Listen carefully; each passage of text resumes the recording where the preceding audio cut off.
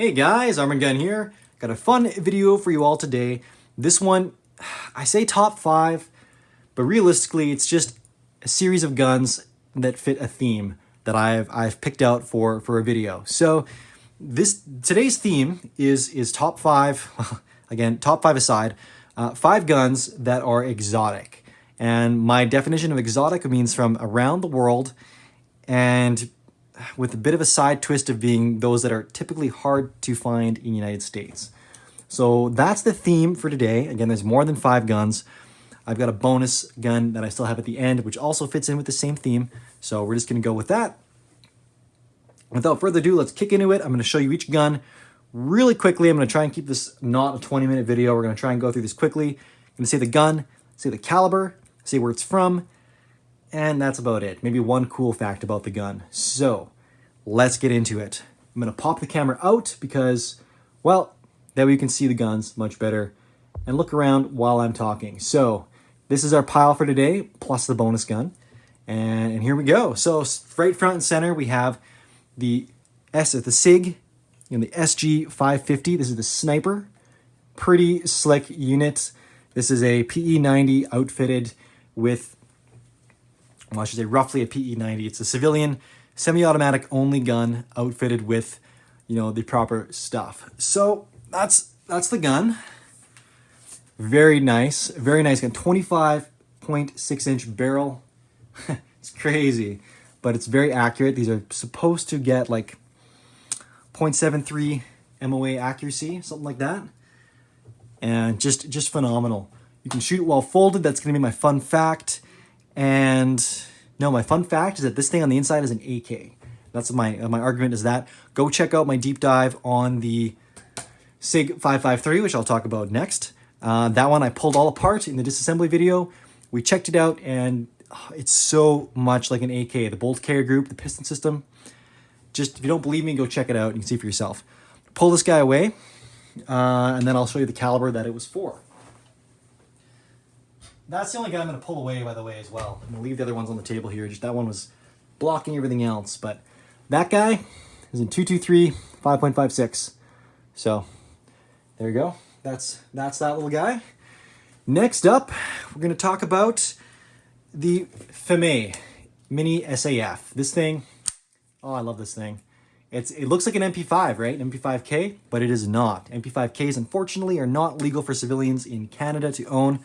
At least not anymore. If you were grandfathered one back in the early 90s, you lucked out. But commercial businesses can own them, depending on what type of exceptions they have on their licensing. And fun fact, I am applying for said licensing in the new year. So maybe I will actually get an actual MP5 or be able to get select buyer versions of this gun, because they do make those as well.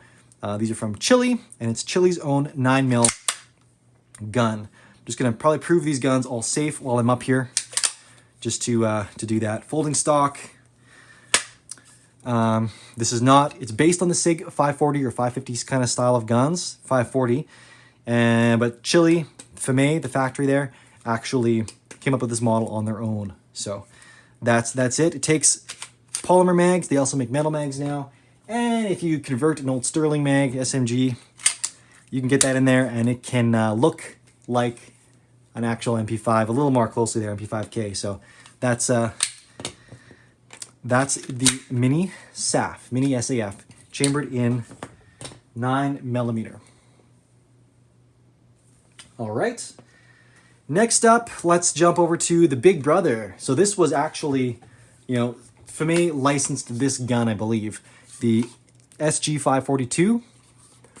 I'm not sure if they licensed it from Maneurin at the time, or if they still licensed it from Sig or Swiss Arms, whatever it originally was back in the day. Because after they developed this gun, the Swiss didn't do much with it themselves. They kind of licensed it out to Maneurin. And Maneurin made guns for France and maybe Spain for a while. I'm not 100% sure of that, but at any rate, this is a 308 battle rifle. Chile uses it. And fun fact is it is apparently incredibly, reliable and rugged in almost any environment. Chile still uses it to this day because Chile is super different. If you're not familiar with the country of Chile, it's basically the southern half of, more than the half, but the southern chunk of South America on the left side really thin, long, narrow country, and it's got everything from Arctic to mountainous to desert, and everything in between, like rainforest, like all sorts of stuff. So they wanted this gun, super reliable, runs on all the stuff. It's a beast. I really like it. I got a shooting video and some more videos on this gun as well. If you scroll way back, like through like 4 months ago when I first started posting videos, 3-4 months ago, I am pretty new. Keep that in mind, guys. I'm pretty brand new to this platform. I've been on Instagram for 3 years, and follow me on there at arm.and.gun. Been on there for a long time. I post very different style of content from what I do for YouTube, but nonetheless, I try and keep it very aesthetic, and I like to focus on a lot of modern tactical and military firearms. So if you like that kind of stuff, go check me out there. Facebook is exactly the same. Just about all my content gets ported over to Facebook from Instagram automatically. So anyways, that was a quick little plug for that. But I've got earlier videos of this. I got a full disassembly video. I've got like swapping out some parts and more of an overview. Early stuff, I've kind of gotten a bit different of a format now. But that was my, kind of early shots at the gun. And you can also see me take it apart as well. I believe at least I take this one apart. Anyways, that one's chambered in 308 or 7.62 NATO. Really, really heavy hitter, nice thumper. I do find, another quick anecdote, I find it to be a little intense on the recoil with just a flash hider. So if you throw a brake on it, that really tames it down. It's really pleasant to shoot then. So, all right, moving away from that, we've done a 223, a 9, and a 308. Let's repeat the cycle and grab the SG553, the Commando. Clear, and I guess I forgot to clear that 542. I'll clear that in a second here as well. Really gorgeous little gun. This is the latest and greatest from the Sig 550. This is the last gun that they basically designed. This gun came out in 2008. So that's the fun fact there. Again, this one, I've got a full video series on this thing if you want to check back. This past week, this is the one for you. So it's out there if you want to learn more about it. I've talked it to death recently, so if you want to know more, just go check out that video series. Intro, firing, disassembly, and review of the internals. Again, that's where I pull it apart and really prove how much like an AK it is. I have an AK beside it while I'm doing it. And then an overview as well, where I really get into the gun and the whole family of guns and talk a lot about it. Accessories, ergonomics, all that kind of stuff. So that's your gun if you want to learn more. That was that video series. Okay, 223 again. So that's that one. Let's now jump to, well, not very far jump, Switzerland. This is the B&T APC 308. Quick shout out to Wolverine Supplies as they lent this gun to me to play with, and I did a full video series of this as well. I'm not done. I'm done the first video series. I'm going to do a second video series as well. In the new year, I'll be exploring, greater, like doing accuracy videos. I've got a cool camera setup from Tacticam, quick plug to them, where I can actually get a camera and take video through the scope while I'm shooting. So that'll be really fun. We're going to dial this thing in and see what it likes for accuracy. Get you right through this gorgeous zero compromise optic. This thing is just unbelievably clear glass. I love this optic. Threw a little Minox red dot on here as well. And oh man, this gun is just something else. Accutac bipod. Those things are really slick. Fluted barrel. So again, this gun actually has come to the United States recently, but it's come as a very different unit. It's come instead of the full-length rifle with 18.9-inch barrel. Well, it came in, I think, with a 14.3-inch barrel, something like that. It had to come in as a pistol because of the way import laws work in the United States. B&T does not manufacture in the United States yet. They just, I think, assemble. So you get some of their other guns, but the rifles have to come in as pistols first. But this is honestly a serious contender for the SCAR. If you're into the SCAR 17, like, just give this thing a try. Like, if you can. Look, I got a full video series if you want to learn more about it. Great. But man, this thing it's awesome. It takes standard magazines, SR25, Lancer L7s, all that good stuff, PMags. Just, it's a gorgeous gun. You can shoot it folded. Actually, I should talk about this a little more because the only example I have of a B&T, and it's just a fantastic gun. All ambi controls. I should probably clear it as well.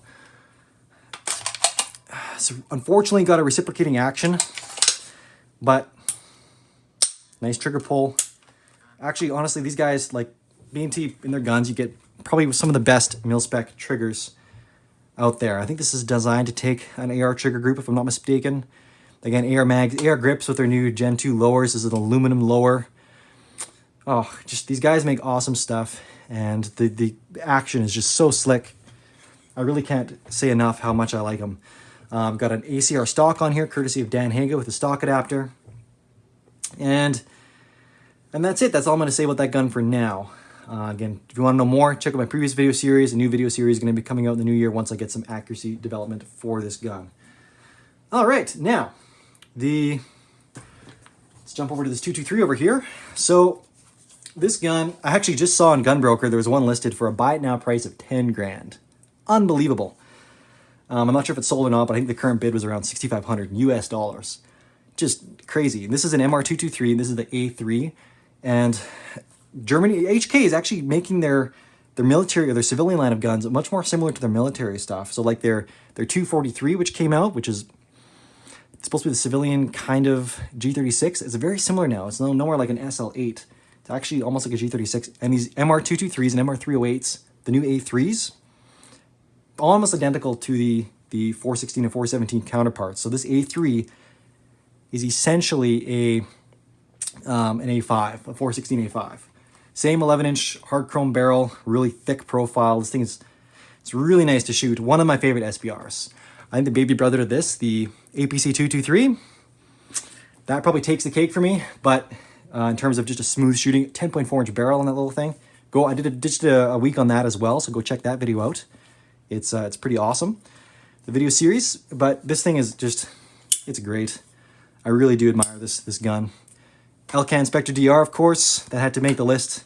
Had to make one of these guns. I had to throw an Elcan Spectre DR in it. This is my favorite combat optic.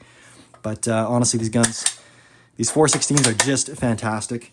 I've got a shooting video of this thing out. I've got an overview video of this thing out and a full disassembly where I pull this apart. You can see the short stroke piston system, much like a G36. If you want to see those things, go check them out. It's already on my channel. Just scroll back a month and a half or so and be in there. Oh, I think I'm getting a bit out of breath here. I think I'm probably talking too fast. So my apologies there. I'll try and dial it back a little bit. I just got to think of Grand Thumb, just that smooth, sultry voice. That's my go-to when I'm trying to dial it back. I just think of Grand Thumb just standing there in his gorgeous plaid, which for some reason I'm not wearing today. I'm usually always in plaid. You know what? On that note, I've got one right here. And now we're gonna don my plaid for the rest of the video.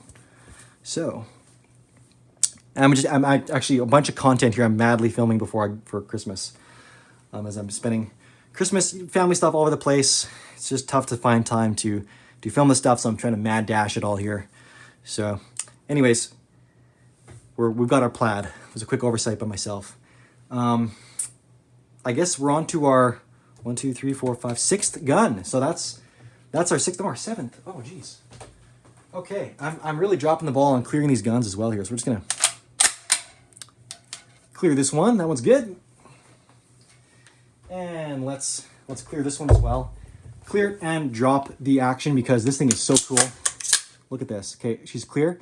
The new A5s have these ambi mag release, and the coolest thing is this ambi bolt release right here. Just pushes down.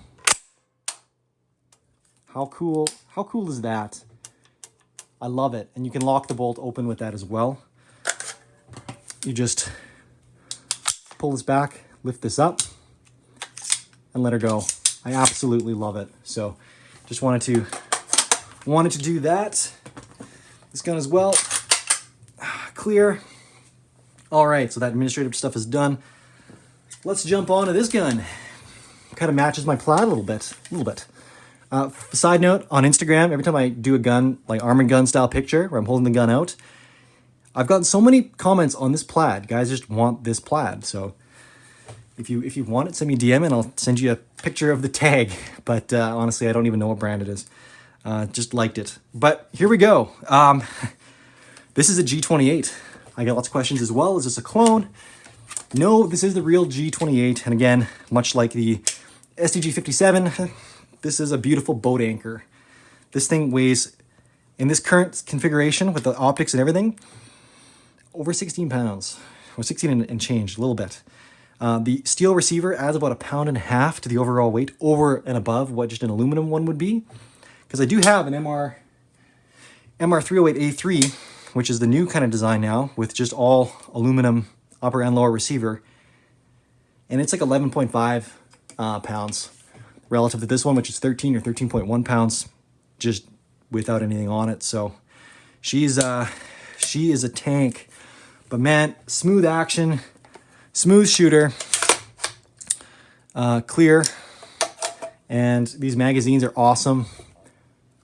Oversized G36 magazine, essentially. They are proprietary. It doesn't take, oh, that action is just, it's so nice. I've been bugging KDG. Those guys have been making some really cool handguards and actually an ambidextrous mag release for their 417 platforms, the MR762. And it should work on this as well. They make a nice M-LOK handguard and that mag release. And I want some, so I'm trying to get some here to review for you guys. But anyways, I'm bugging them, working with them with that. So, fun fact about that gun is, yeah, it's not used by many militaries because it's so heavy. Almost as soon as it came out, well, the U.S. military adopted this gun over. They're replacing their Knight's Armament SR25 with it. Their M10 gun. They adopted this. However, there were some changes that needed to be made. They cut the weight drastically, and it's now the M110A1 CSAS, Compact Semi-Automatic Sniper System, I believe is what that stands for. But yeah, HK won that bid. They were delivering roughly 3,500 guns for a total contract of over 40 million. So nice for them, but that's going to be my fun fact for the G36. If you want to know more about that, got a full video series, go check it out. And that completes the table, guys. All I have left is a bonus gun, which is in this family. It's from Chile. It's basically the modern, well, this is the mini version of the full-size SAF, which looked like the full-size MP5, right? And they made a modernized version of that. I got it a couple weeks ago. I ordered it ages ago. It finally came in. And thank you, Tactical Imports. Much appreciated. FMA it's just tough to get stuff out of FMA. I know guys in the United States have wanted it for a long time too, and it's just been tough to get them out. Export permits to the country, not doing civilian stuff, rather focusing on military stuff, right? So it's tough and it's expensive. And again, it's an older design. The steel receivers are expensive to make. There is an older manufacturing technique, and with labor costs going up, slower. You can't just automate like you can with CNCs. So they're naturally more expensive for what you get, but you do get a very slick action. When I got this thing out of the box, that was the thing I was probably one of the most impressed with, was just the quality of the fit and finish. This gun is a bit older, my Mini SAF, and I would have to say it's not quite as nice. There's a little more receiver wobble. The action is very smooth still. I think I cleared this gun. If not, there it's cleared. But it's the new one. So what I'm teasing here is, well, I'm just gonna shut up and show you. Check this little beauty out. This is the SAF 200. So it's got a folding stock. It's got this unique, actually it's got a stock locking system identical to that of the 550 series. And look at this thing, like it's a 9mm carbine, but it's like straight out of like Space Force, but it's still military, like metal, but really tight. Like there's no wobble at all in this receiver. I love it. They've got this interesting forward angled grip with a removable battery pack that gets blocked by the mag. They've upgraded to metal mags now. There's a lot of times companies do polymer mags and they're really good. These polymer mags weren't the best. They were notorious for getting cracked feed lips over time and chipping, and having, if you drop to the base, you crack these off really easily. Even this one's looks like it's got a little bit of a divot forming in there, or just some wear from use. So they went to metal mags, which is good for durability over time. Mind you, metal mags can get dropped and dented as well, but just a really cool steel upper extension here. This whole rail is almost like an extension.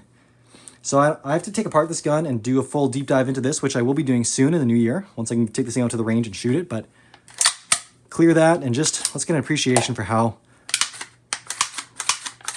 how smooth this action is. I'm really impressed by that. Decent trigger. These are all tunable triggers, which I didn't mention. That'll be my fun fact, is that all these guns are tunable triggers. And what I've actually done for the other guns is I've tuned them. GS Designs in Canada makes a really cool little spacer kit in there. So you can dial it right where you want it. You can make a nice single stage crisp braking trigger with no over travel. So that's kind of cool. GS Designs is a cool video out there. Look him up on YouTube. He'll show you how to do that. I think he's actually playing with the 5.52 or 5.53 while he's doing it. So it's eye candy as well. But again, the stock is folding. It's also telescopic. So a couple different versions there. Interesting design. Not my favorite. I think I prefer the ACR stock. So I'm going to probably put one of those on there. This one's a little finicky. So I'm not 100% sure what I think of that. But it's nonetheless a very, very cool gun. Very high quality SMG. I'm excited to see how well I can get it to perform. Integrated backup iron sights, which I'm also really impressed with. And I'm taking extra time with this bonus gun because this really was meant to be a part of this as well. I've seen some full auto versions of these in the States. There are out there, but I think just a range has them.